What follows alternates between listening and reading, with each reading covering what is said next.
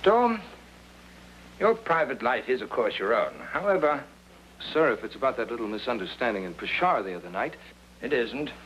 The lady in this case is above question or reproach. Then there is a lady in the case. Yes, a very great lady, Mr. Storm. Maharani of Bhuvanipur. Tara? Then you do remember her. She's not the kind of woman one forgets, sir. How did you happen to meet her? Well, it was at a garden party. My grandmother's estate. She was the guest of honor. But that was 8 years ago in London.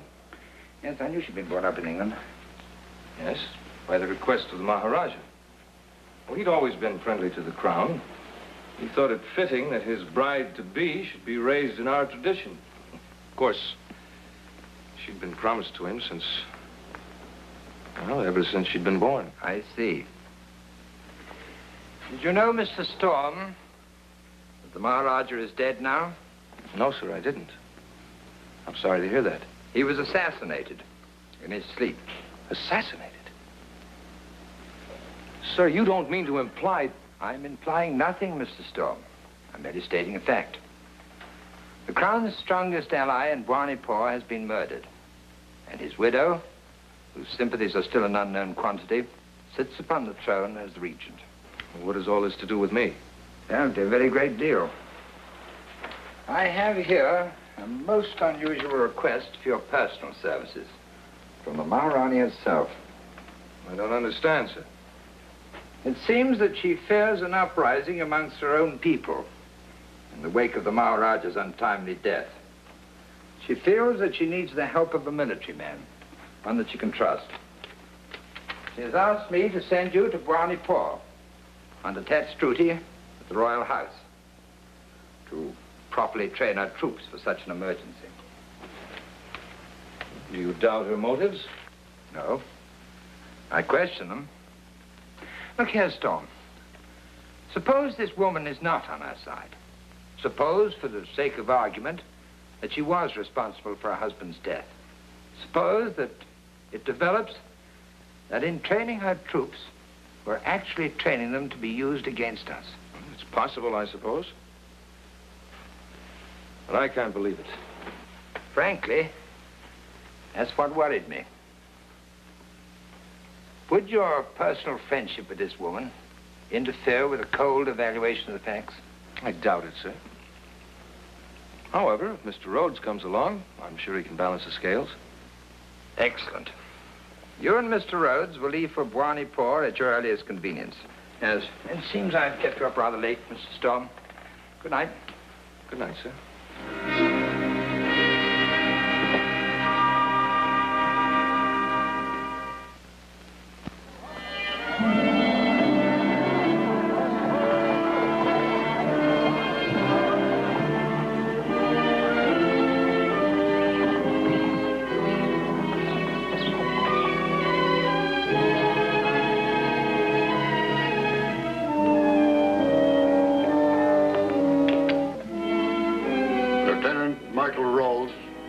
Lieutenant William Stall of Her Majesty's 77th Bengal Lancers.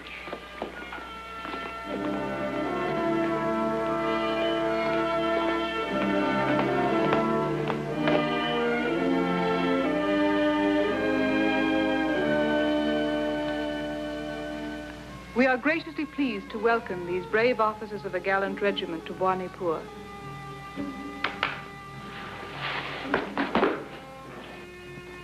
Welcome, my friends.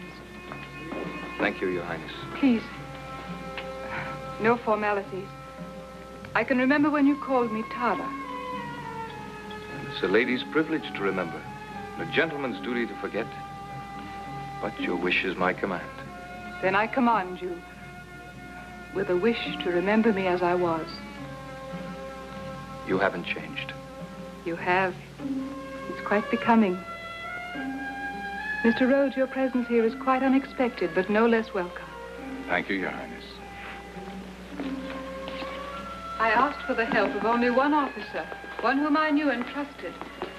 But I suppose your Colonel Standish thought it wise to send another. One whom he knew and trusted. I hope you'll share his confidence in time, Your Highness. Perhaps, when I'm confident that you're here to serve me, not to observe me. Please, Tara. We both know you've been through an ordeal. The mutterings and unrest of my people have been a source of great anxiety to me. Coupled, of course, with your natural grief and shock over your husband's unfortunate death. The death of my husband was a great loss to the state. My own personal loss was something less, since I hardly knew him as a man. Ours is not a marriage as you understand the word, but rather the joining of two royal households. I understand. And I assure you, Your Highness, I had no suspicions. Suspicion, Mr. Rhodes. An unfortunate choice of words. I am the Maharani of Bonipur. I am above suspicion. Of course, Your Highness. Forgive me. I'd like you to meet my brother, the Raj Kamar Kuran Surat.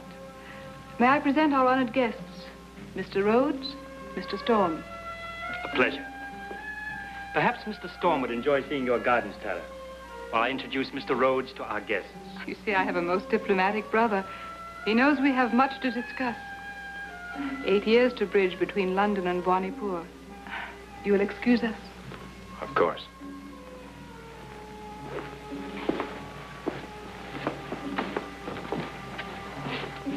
I'll see you later, Rhodes. My friend, you must leave Bonipur at once. Your life is in grave danger here. What do you mean? I can say no more. Not here. The palace crawls with traitors and spies, like a sewer full of rats. Where can we talk? There is a place. Above the shop of Sir Darbawan, the wine merchant, in the street of the bazaar. I can find it. When? Tonight. Look for a time when you can leave without anyone seeing you. Go to the guards at the south gate. They will pass you through.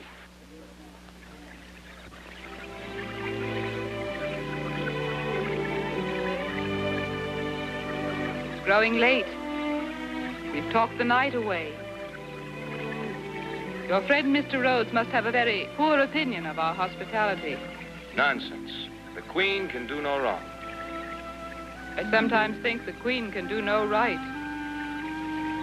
I was rude to Mr. Rhodes, but since my husband's death, there's been so much doubt and suspicion. I've been guilty of it myself. I distrust even my friends. I fear my own people. But why should your people want to harm you? They love my husband. But if they rise against you, break with the crown, they'd be overthrowing everything he stood for, too. I know. But since his death, they've been like fatherless children. Troubled, sullen, resentful, fearing power, resisting aid. He must have been a very strong man. He was. Strong and kind. But in his kindness, he did a cruel thing to me. Cruel? How? He sent me to England to be raised as an Englishwoman. But I'm not English. And now I'm not even Indian. It's hard to know where I do belong, even for me. You belong to both, Tara. Please, you know better than that. If we were of the same world, we might have spoken tonight about the present or even the future. Instead, we've talked only about the past and what might have been. There are times, Tara, when your world and mine, the past and the future, seem very close. Please, don't make it more difficult.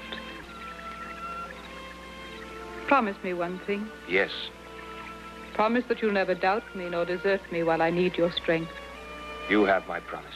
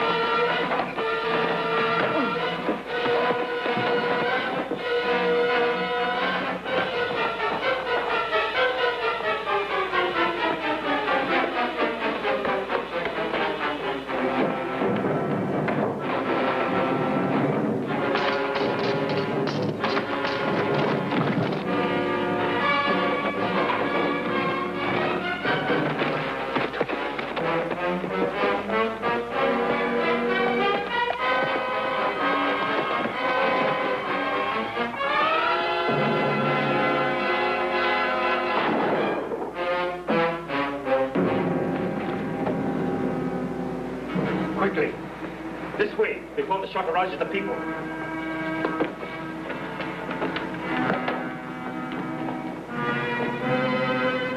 Up here.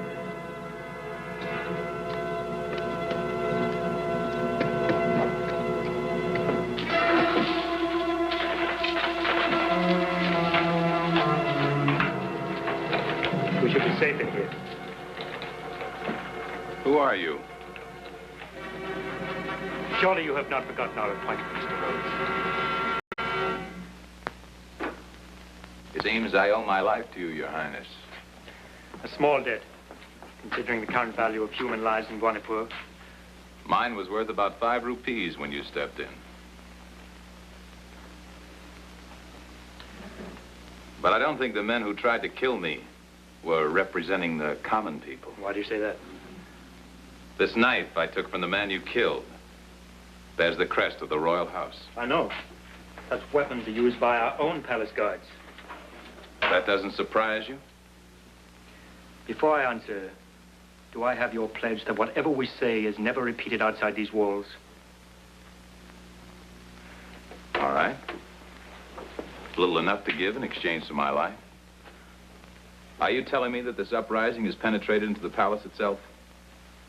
It has its roots in the palace, my friend. Tara, you must believe this one thing. I love my sister more dearly than I love the state, India, or my own life. That's why I swore you to secrecy. That's why I'm sworn to stop her from letting her own ambitions drive her to destruction. But I don't understand. If Tara is planning to break with the British, why should she invite us here? To train her troops. Ah, not to put down an uprising against the crown, but to lead one. Yes. Despite her European education, my sister's sympathies have never been with your people. And the death of her husband was... Convenient. No more. But with all my heart, I believe that she was innocent of that. Still, she's not above using us and using her friendship with Storm. No. Most of all, she is a woman, and a very clever one. But there, it seems, you were a complication. I still am, Your Highness. I still am.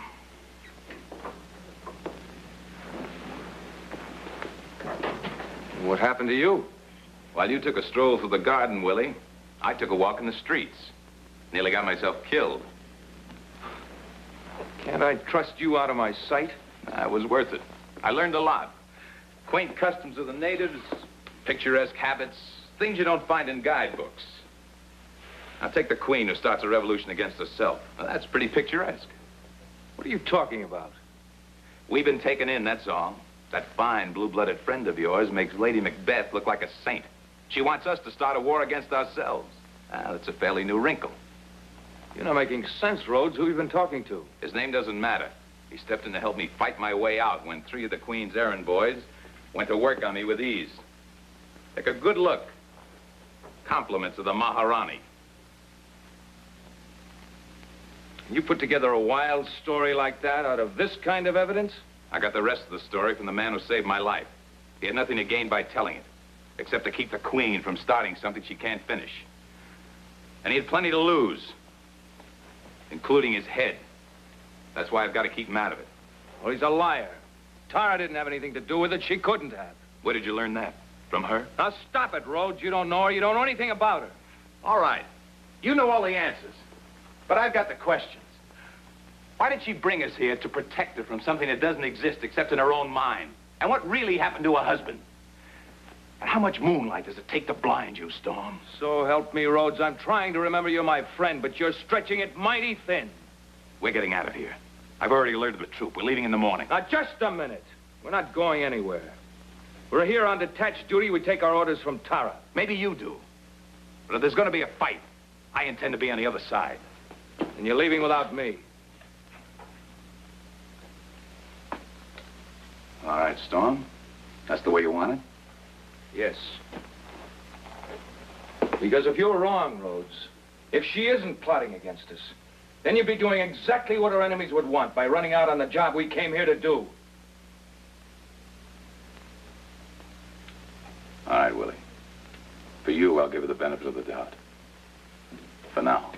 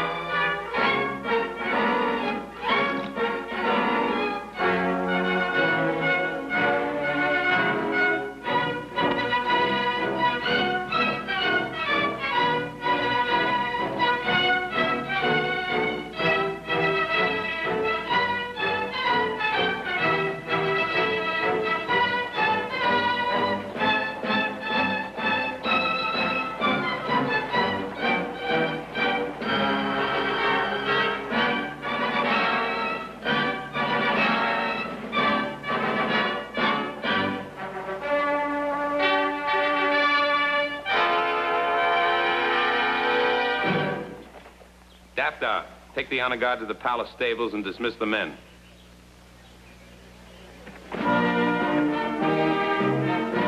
Honor guard, left wheel into single file, forward, march!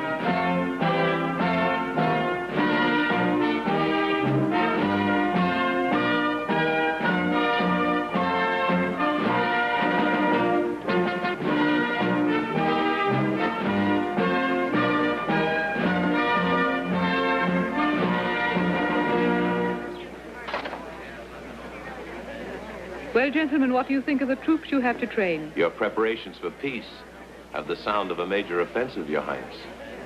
It is our fervent prayer that strength of arms will make force of arms unnecessary. We hope to hold the state safe and secure against the day when our young son takes the throne. Of course, and...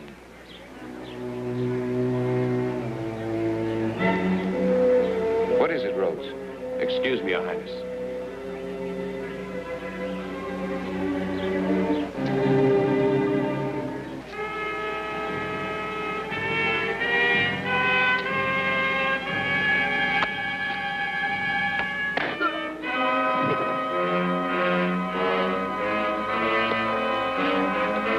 What's this all about, Rhodes? Do you know this man?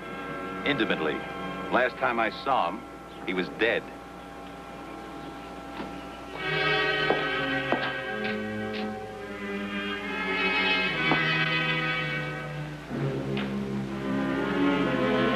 You sent for me, Carey?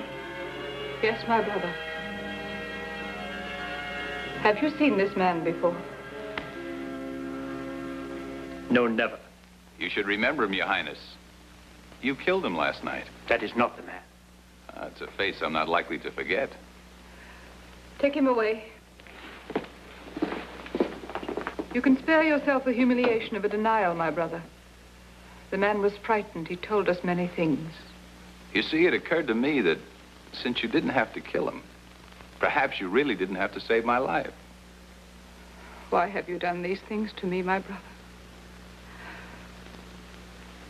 Are you so hungry for power that you would betray your own sister who loves you, who would have given you anything you asked? Yes? It's true I wanted power. And you were the nearest way to it. But you must have known you could never reach the throne. I could reach it through you. I could control it. I'm better fitted to rule than you or your weak Maharajah. The Maharajah was your only obstacle. No obstacle stays in my path for long. Not the Maharajah, certainly not this pair of cheap adventurers. You would have been wise to listen to me when I warned you of the people's anger. That to appease it, we must break with the crown. Instead, you sent for them. But I shall still rule through you, my sister. These two are unimportant and will die. But you cannot betray me, because I am the brother of your blood.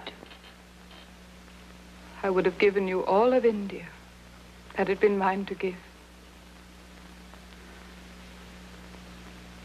But now I must deny even the blood tie. You cannot. I defy you to summon your palace guards.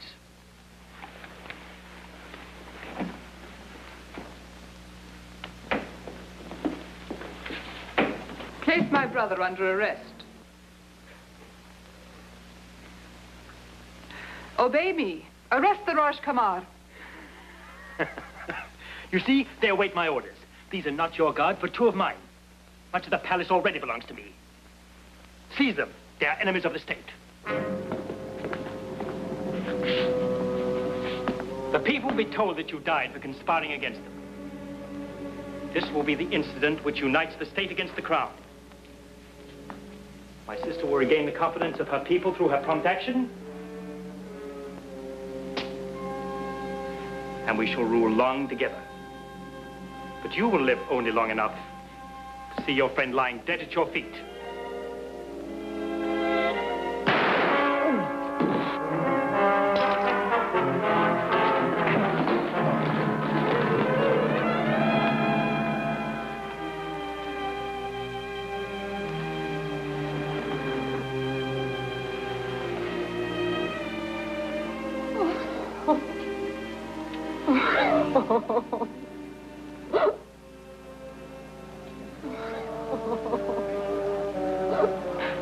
Who will answer now?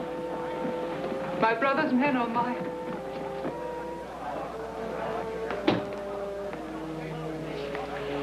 They're ours, Your Highness.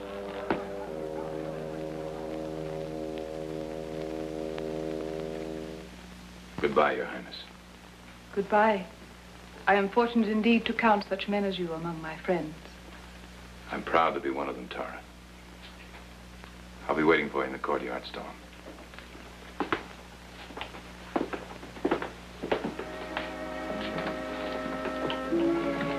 Will you be all right now? Yes.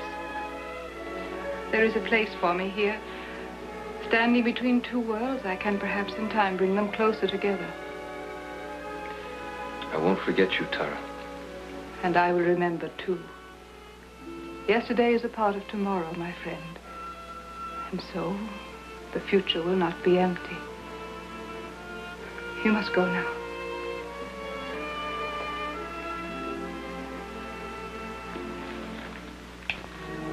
Goodbye.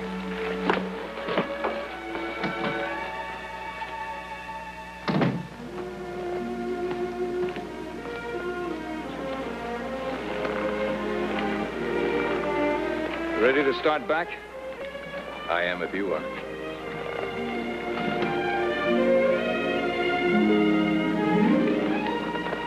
I'm as ready as I'll ever be.